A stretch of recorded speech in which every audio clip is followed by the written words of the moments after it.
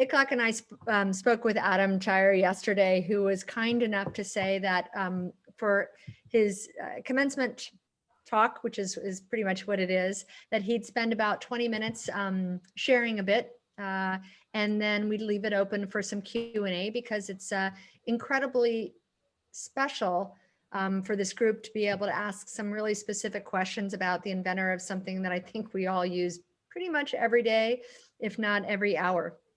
So, Adam, I wanted to welcome you to your second ELPP graduation in 2 years. Thank you for being with us. And you should be able to share your screen.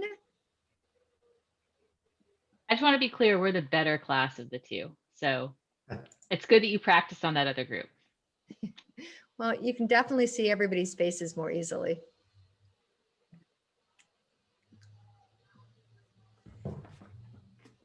Let's see. All right, can you see? Yeah. Perfect. Wow. So I'm going to just talk about a few stories along my entrepreneurial journey. There may be a few lessons along the way, but when I did a commencement for another UC school, and they had, I think, 1,000 people walk one at a time across the stage to get their degree. I'm glad we don't have to go through that again here. I started out saying, I may tell you some pearls of wisdom, but the only one that matters is figure it out yourself, do it your own way. And because I had no education, I had never taken an MBA, I had never taken an entrepreneur class like this. I just went out and did it my own way, and it worked out okay. So I'm sure you guys will be able to do that as well. So let me start. I'm going to tell you my philosophy of life, right? This is not just what I used on my entrepreneurial journey, but literally every single day. I figured this out somewhere just around graduation as an undergraduate. And I say that life is like a book. Your job, your purpose here in life is to fill it with the most amazing stories that you can, right? I don't know why I've been given the gift to be on this planet, but I know that if I waste any of it, I'm wasting the most precious gift that we have, which is really time on this planet.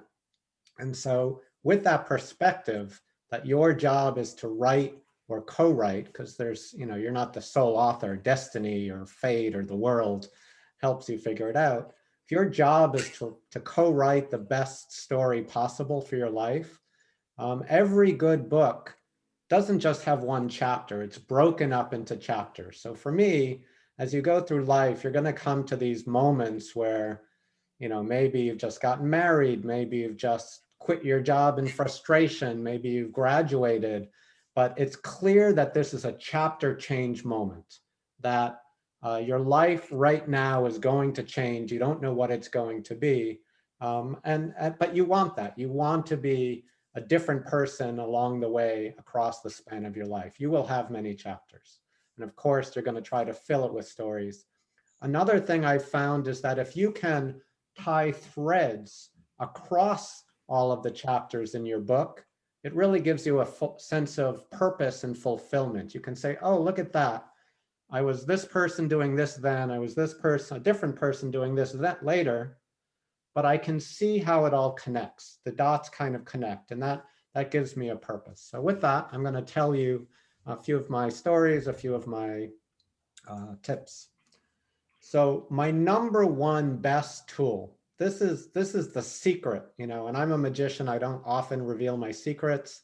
This is the best secret that I know how to tell you about how to live a successful life, how to have a successful career.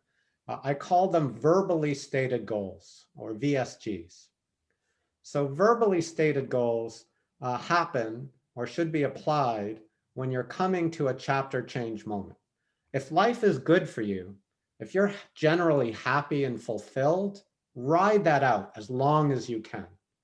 At some point, just because you change, the world changes, you'll get frustrated, or you'll have a new goal, or you'll have some desire, and you know a chapter change is coming. You need something different, and it's your obligation to make that change, because if you don't, you're not fulfilling your life. You're not filling it with the most beautiful stories you can. So when a chapter change, when I can feel that a chapter change is coming, what I do is I focus on the core emotion or emotions that I'm feeling at that moment. I let it boil down into my chest until I feel it. And this is the truth, that's your truth, that is core about who you are at that moment, what you need at that moment. Maybe you're frustrated with your job, maybe you desire something, you need, something. So feel that emotion. Don't listen to what people are telling you or what society is telling you. Think about what is true for you. And once you have that emotion, you turn it into words. And each word matters. Make them as few words as possible that fully capture your need, your goal, your desire, that fulfills that emotion. It needs to be quantifiable. So don't just say, I want world peace. No, say, I need to do this by this amount, by this time. And I need to know if I've done it or not, if I fulfilled it. And then finally, I forgot to write this on the slide, but it's the most important part. It's right in the title. Once you have formed these words, it's important to tell everyone you meet, this is what I'm going to do. Even if you have no idea how to do it, how you're going to do it, you commit to it. By telling everyone you meet, it does two things. One, it commits you. You start to believe it. Wow, I just told 100 people I'm going to do this thing. I have no idea how to do it. I better get started somehow. But you start to commit. And the second thing, by telling lots of people, they will start to say, oh, I know this person who could help you, or I have an idea that could help you. So by telling everyone, people start to help you. And I believe if you find the right truth for you and you commit to it and you tell the world you're going to do this, you will achieve your goals. I've used this for so many things in fact, every chapter of my life, generally about 4 years, are roughly the length of my chapters. I always have the heading of that chapter, my verbally stated goal. So when I finish school, like, well, what do I do? Do I take a job? How do I decide which job? Is it the most money, the most famous person I'd get to work with? What do I want? How do I choose a job? The most interesting job. And I realized I wanted something from my grandfather. He had traveled the world. He could speak 7 languages. I had never been anywhere. So my first verbally stated goal when I finished undergraduate was foreign perspective. Foreign perspective. I wanted to go somewhere in the world, live there, learn a new language, and kind of learn about myself by looking back at my old life from a new perspective. I've had many different ones. One of them was, how do breakthroughs happen? At one time in my life, it was so important for me to really understand, is it a big company? Is it a research lab? Is it startups? Is it small companies? How do breakthroughs happen? That was very interesting to me, and a period of my life was dedicated to answering that question. And finally, the 2 most important ones for my CIRI and others, Change.org, and my entrepreneur story was in 2007. If you met me at a holiday party, and maybe Victoria did, I don't remember, Vicky did, I don't remember not. I used to go around and say, in 2000, they'd say, how are you doing? I go, great, great. In 2007, I'm gonna do 5 projects that impact users in 2007. That was the phrase. Every word mattered.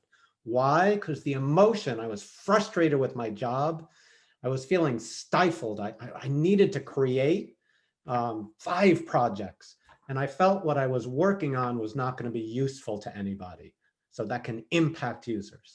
And then my corollary, my 2008 goal, was once I've built 5 projects, take 1 major, 1 minor, the top 2 of my 5 ideas, and start companies around them, bring them out into the world and make them real. So that, in actuality, 3 of my projects started out as companies. So we'll get into that later perhaps, but not knowing better, I started Siri, Sentient, and Change.org all at the same time. Siri was my day job, Sentient was my night job, and I became an advisor to Change.org early because, you know, 2 jobs at a time was enough for me. But I had built the first version of Change.org. It was one of my prototype projects in 2007. So that's verbally stated goals. With that, I'm going to embark on a few stories, but that I wanted to give you my best tip right up front so you could remember it. So a story, February 4th, 2010, there was a small startup named Siri, and we launched a free app in the App Store. 2 million apps were ahead of us in line, but we were so proud. We had put so much work and love and thought and energy into really a new kind of interaction. I want to highlight some of the team who was with me. So Tom Gruber was kind of our VP of design. Doug Kitlaus was our CEO and marketeer. I was VP engineering and responsible for the technology. I think I look kind of the same. This picture is probably from about 12 years ago when we started the company, about the same, roughly. But we launched a free app in the App Store. It was exciting. People started using it. They started tweeting. My favorite tweet that I remember, someone tweeted, it was like someone came out of the future and said, here, you got to try this app. And that, for me, that captured what we were going for. And it turned out that someone else was using it and was listening, because about 2 weeks later, we got a call on our iPhone. I don't know if you remember when, you know, you'd have to swipe to answer, but in those days, swipes weren't reliable. You'd go swipe, swipe, come on, answer, answer. And we saw Apple in Cupertino. And so what did we see? On the phone, we get, hey, it's Steve. What you doing? Want to come over to my house tomorrow? And we're like, Steve Jobs is calling us? You know, how'd they get our number? Because we were, I don't know if people know this, but Siri means secret in Swahili. And as a magician, a secret is something that I know that no one else knows. So Siri had, we started out, our domain name was stealthcompany.com with a dash. I'm not kidding. And we were very like secretive and no sign on the door, no, you know, website, certainly no address or phone number. So how is Steve calling us? You know, he invited us over to his house. We spent 3 hours talking about the future. He said he wanted to buy the company. We said, thank you. We're flattered, not interested, goodbye. And we left. And that was almost the end of the story. A few weeks later, he came back with Scott Forstall, really convinced us he understood our vision, what we were trying to go for. And he committed that he would make this a fundamental part of every interface Apple put out. And we believed him, and we went. And so we sold our company. It was very exciting. October 4th, I think, or 6th, 2011, Siri launched. Very exciting day for me. The Apple version of Siri. If you ask Steve Wozniak, the other co-founder of Apple, he'll say, and you say, what's your favorite app of all time? He'll say Siri, but not the iPhone version, the original app, which I always like. So I love both of my children, but you know, in this case, I'll admit a slight preference because we had more control, and you know, as a founder, it was truer to our vision, the original version. Siri launched, started to go viral. People started to use it.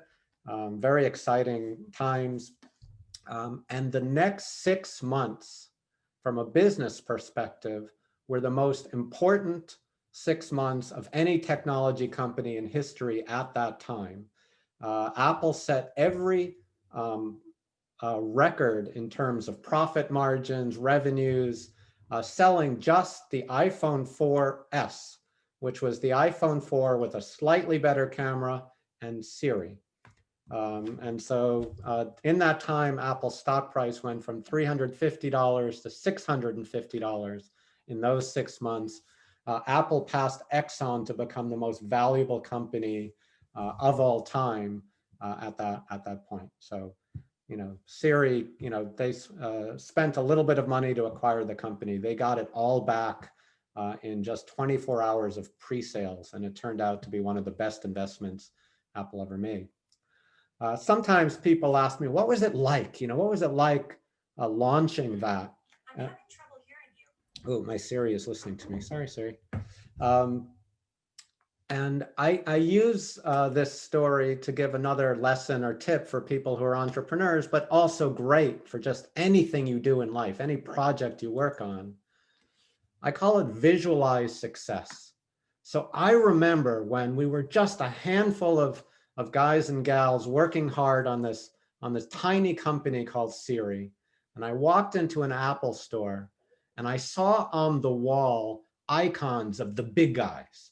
There was Facebook and Google and Pandora and Skype. And these were like impossibly huge, impossibly successful companies. But I'm like, okay, visualize success. I'm working on this little startup. No one's ever heard of it. Someday, Siri will be on the wall of an Apple store right next to Skype and Google and Pandora. And it seemed incredibly ambitious. I mean, beyond any realistic expectation of anything. It was crazy to even think of it. But I pictured it in my mind. I literally pictured the frame we're looking at in my mind and said, this will come true. I committed to it. And then that day when October 4th, 2011, out at launches, I had to go to an Apple store, and this is what I saw. I walked up to the store, and on the front door, on the front wall, they had set up a plasma display with Siri on a loop with a sign over it saying, introducing Siri.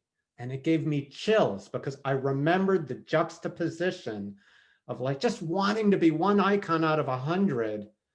And here it was like life was reaching out and going, gotcha. Remember when you were thinking you could be an icon? I'm giving you the whole front door. And it gave me chills. This has happened to me time and time again in my life, where I visualized an impossible success, but committed to it. And then I got life to kind of outdo me and say, oh, you weren't thinking big enough. You weren't dreaming big enough. Here's the image that really happened. So those are some stories from Siri. One thing I might mention, many people think Siri was an overnight success. We launch an app, free app, Steve Jobs calls you in 2 weeks, month later, 2 months later, you're working at Apple, then you launch the successful thing. Wow, just an overnight success. But in reality, my first Siri prototype, I didn't call it Siri, it was called OAA, was actually in 1993, before I ever saw a web browser. So it was 18 years from first prototype to widespread launch through Apple, through iterations on iterations on iterations. And when people said, well, what was the original vision of Siri? I said, well, I knew that someday there would be computers around the world with content and services we want to access. So we'll need a way to discover those services and to interact with them. And the idea of using hyperlinked web pages never occurred to me. I thought everyone would have an assistant that you could talk to and say, I want to know this or do that. And the assistant's job would be to break your request down into subparts, route it to the right machines around the world, aggregate results, present them to the user, learn from the user interactions, and help the user get the job done. So for me, Siri really was my version of the internet. And I'm still 27 years and counting with Viv and Bixby and on. I am still trying to pull off this vision that I built back in 1993, where we had this PDA and a pen computer, and you could do handwriting recognition, you could do speech recognition, and you could delegate requests to one or more services that would dynamically connect, kind of like websites of the time. So one note, so I said I've been working on this for 18 years before it launched and 27 years to date.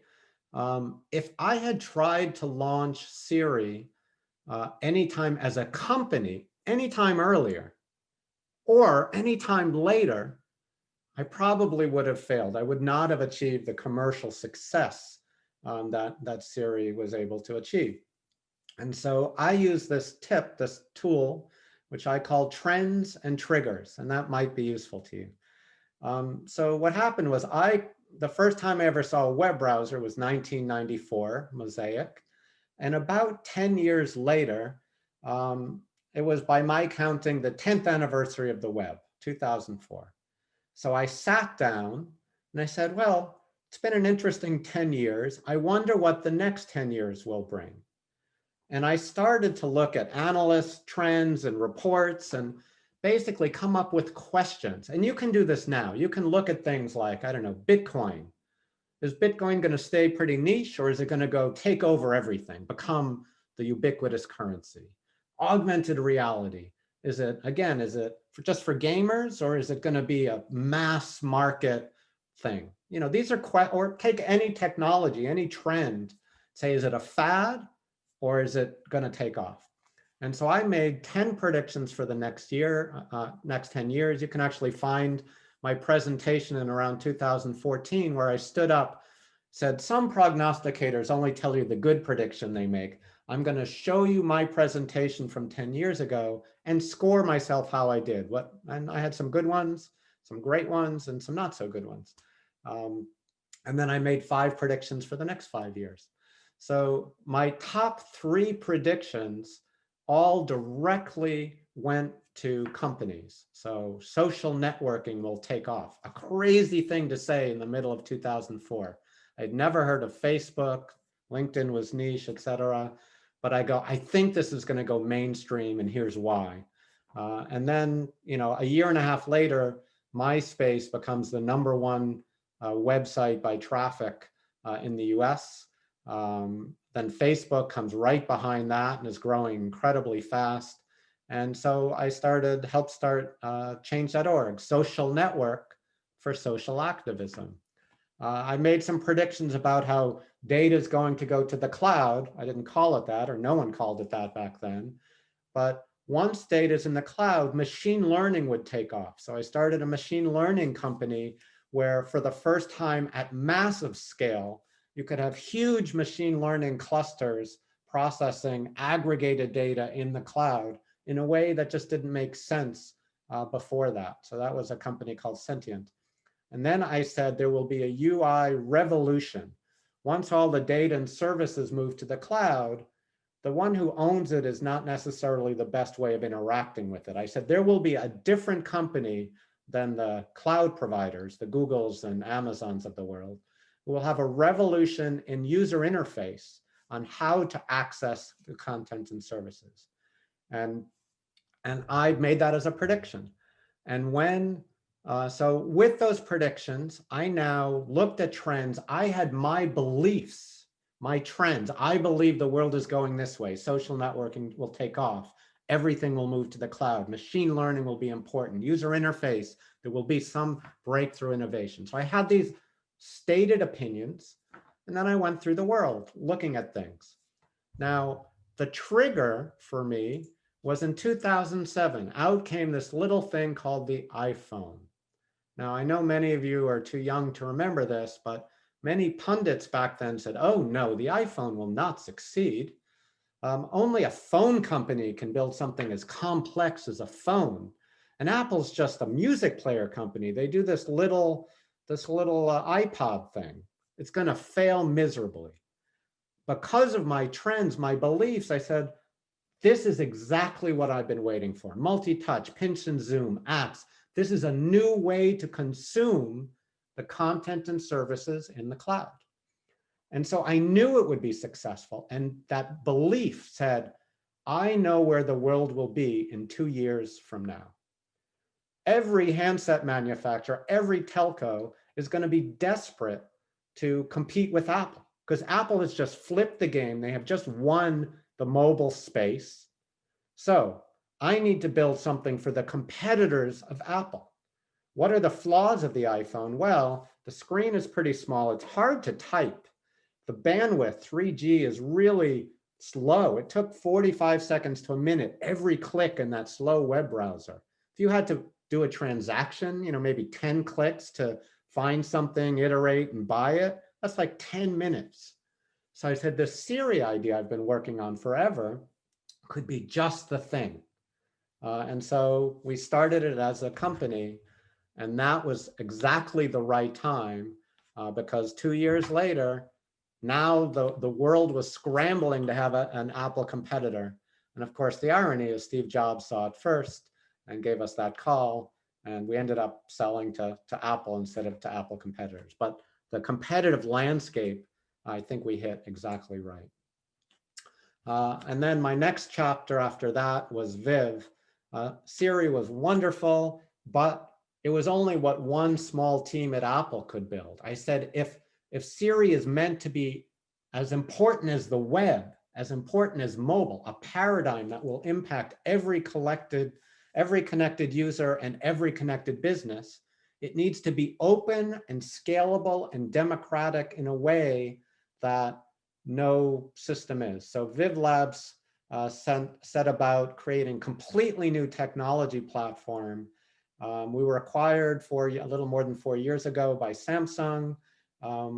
Struggled a little early on because they had this product called Bixby, but we finally got our technology into a new Bixby and literally created what I believe is the most scalable ecosystem for a voice or conversational assistant available.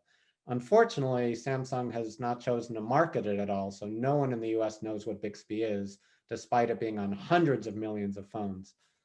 But that was my attempt. Get the technology that would scale to be as important as the web or mobile for a voice assistant, get it onto hundreds of millions of devices of all types, TVs, wristwatches, smartphones, speakers, Bixby's on air purifiers, refrigerators, and then market it, bring in an ecosystem of developers and let it take off. So that was the plan for Viv and for Bixby. And here are my co-founders, Dag Hitlaus, same CEO from Siri, and Chris Brigham, who is our best developer at Siri. We brought him along. So one more thread, and then I'm going to wrap up. So Life is a book. I'm well known for Siri, and that's gone for, as I said, 27 years, near continuous exploring and pushing on this idea. I do have another side to my career I want to mention briefly. I met this guy named Doug Engelbart. Hey, this is kind of fun if I get the pose just right.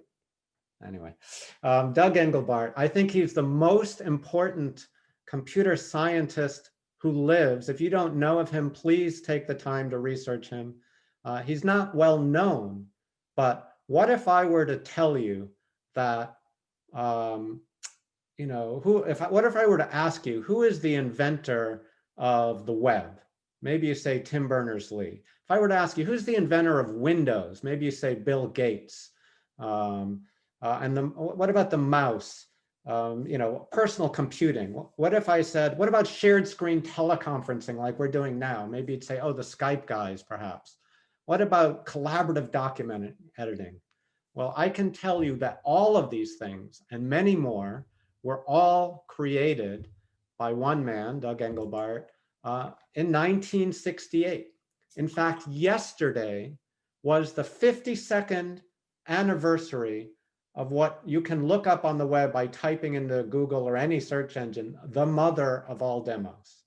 In this demo, when the rest of the world was using punch cards, you punch literally in the cards, put them into a machine, wait a week, out come new cards. He built the first interactive personal computers with multiple windows. He had the patent of the mouse in 1962.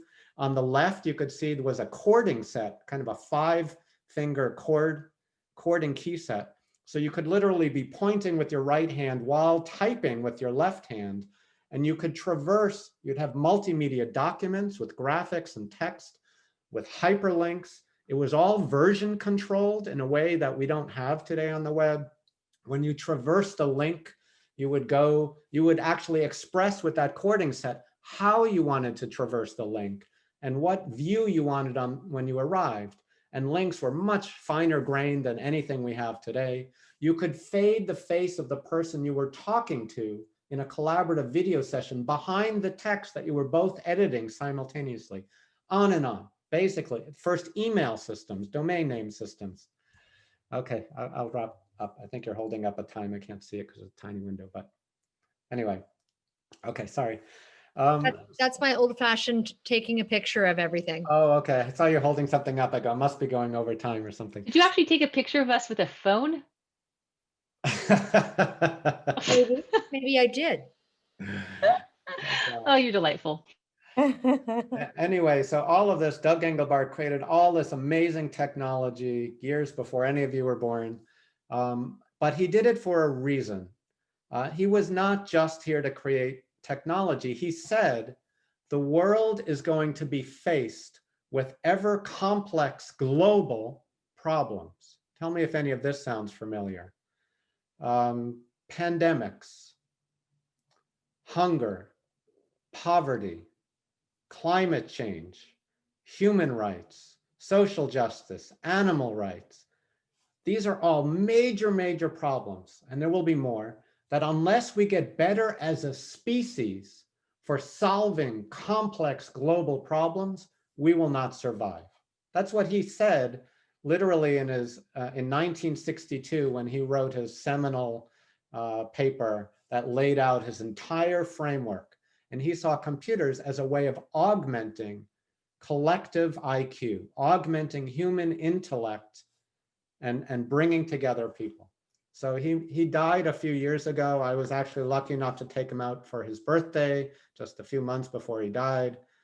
He was frustrated that despite all of the technology innovations that have come, the mouse, the web, shared screen conferencing, Zoom, etc., or Zoom equivalents back then, we are not better at global collaborative problem solving.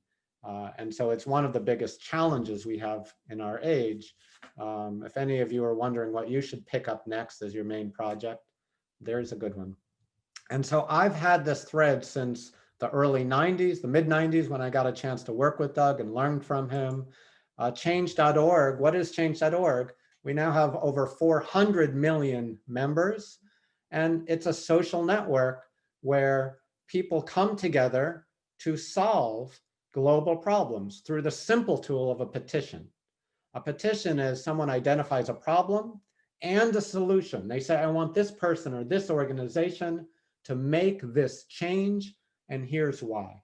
And if enough people agree, they click and they sign the petition, and that shines a media spotlight, not just on a vague problem, but on a specific change that a specific person or organization should make. It raises collective awareness on a solution to a problem. And victories happen every single day. I want to highlight Ben Rattray. His face is not on the usual homepage. I put it there in this image. He's the brains and the CEO and the founder of Ben. He came of Change.org. He came out here. I was the first technical person he met. I go, this fits. I've done so many collaborative, intelligent projects over the years, Doug Engelbart style projects. This fits my theme. I'm going to build this for you. So I built the first version of the website and then became an advisor. One lesson from the change.org journey or story is follow the data. When we set out, we had so many ideas about what we wanted to be. We never thought we would be the world's largest petition platform.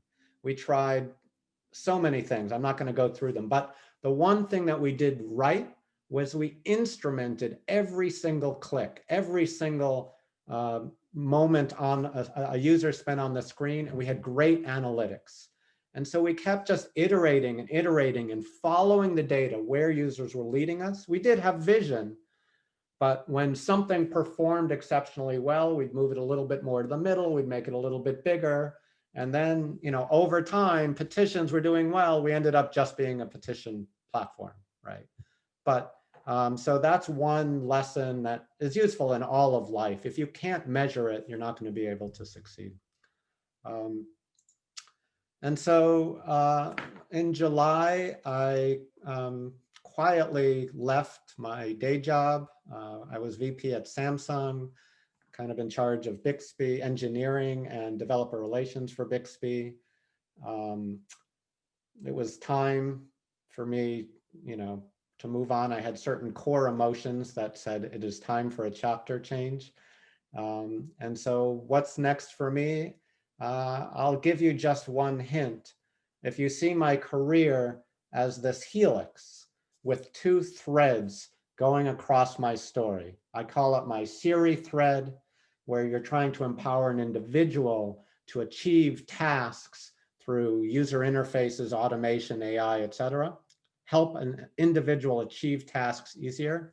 And the second one is harnessing the collective intelligence of the world to come together to solve global important problems.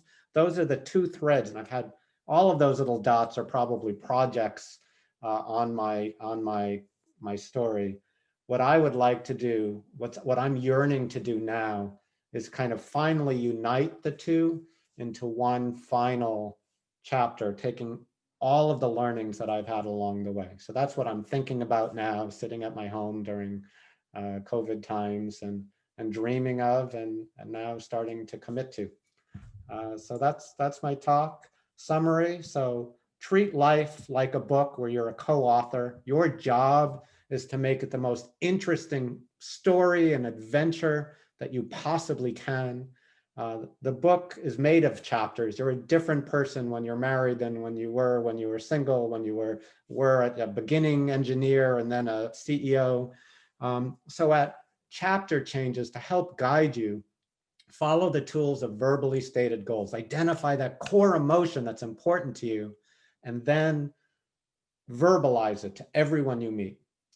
And if you can find threads across the chapters of your life, that gives you purpose and meaning. And you can say, I didn't succeed that, but I'm getting there, I'm learning, and I have a body of work that is meaningful.